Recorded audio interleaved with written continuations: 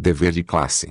Reforma administrativa pode enquadrar professor como funcionário de terceira categoria. 23 de fevereiro de 2020. 15 horas e 57 minutos. Educação. Projeto, se aprovado, atingirá de forma muito negativa o magistério. Reforma é uma espécie de chega pra lá no funcionalismo público de todo o país. Foto. Agência Brasil.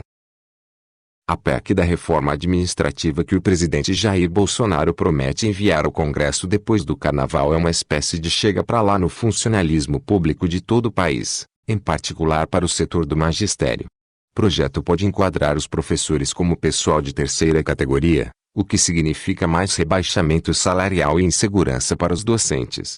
Sobre isto, veja esclarecimentos de especialista ao final da matéria.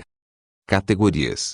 Segundo a Rádio CBN, 21, apurou junto a membros do governo, a reforma divide os servidores públicos em 3 categorias.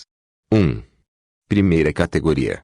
E a elite inclui os funcionários das chamadas carreiras de Estado. Estes seguirão com estabilidade e outras regalias. O governo quer que policiais, auditores e funcionários do Itamaraty sejam enquadrados aí. O ingresso é por concurso público. 2. Segunda categoria. Ingresso por concurso público e contrato por tempo indeterminado, mas sem estabilidade. O salário inicial é mais baixo e, na prática, não crescerá na carreira. Lei complementar definirá quem se enquadrará nesse nível. 3. Terceira categoria.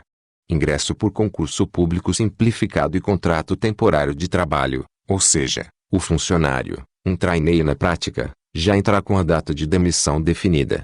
Não há carreira e o salário inicial deve ser mais baixo ainda que o da segunda categoria. Lei complementar definirá também quem será enquadrado nesse patamar. Segundo um especialista que consultamos, é provável que os professores sejam encaixados nesse nível. Após o anúncio, veja o que ele explica sobre isto. Professores na terceira categoria. Segundo o economista Fernando B.S. Martins, é provável que lei complementar inclua os professores na terceira categoria. Ele explica.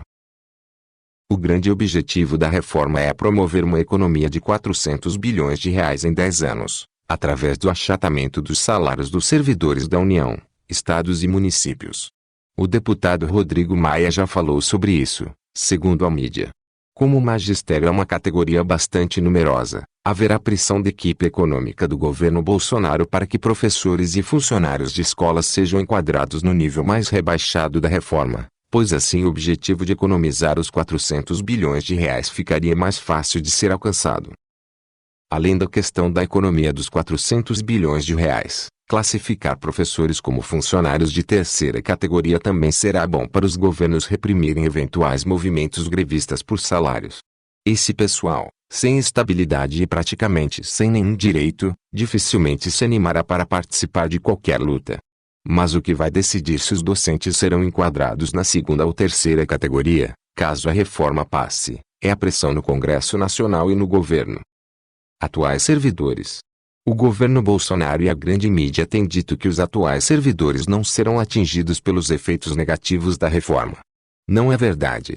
Por se tratar de um projeto de emenda à Constituição, os atuais funcionários da União, estados e municípios terão seus planos de carreira adaptados às novas regras que forem aprovadas, tal como ocorreu com a reforma da Previdência.